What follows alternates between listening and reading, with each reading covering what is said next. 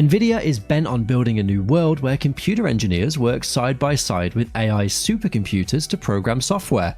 Nvidia has already started this evolution. The company even owns an AI factory. In the future, we may see so many companies follow suit and build AI factories of their own. Every company has its own needs. These AI factories will build the AI with necessary skill sets to meet those needs. And at the end of the day, it means fewer work hours for humans and more money for the company. One area Nvidia is really breaking ground in is generative AI. These AI systems can learn the structure of any information at incredible speeds and then generate results based on user input. Take for instance how ChatGPT reads or analyzes your text in seconds and gives you results based on your prompt.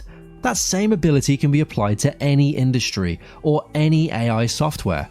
All a generative AI needs are prompts to control or guide the AI on what kind of results to generate.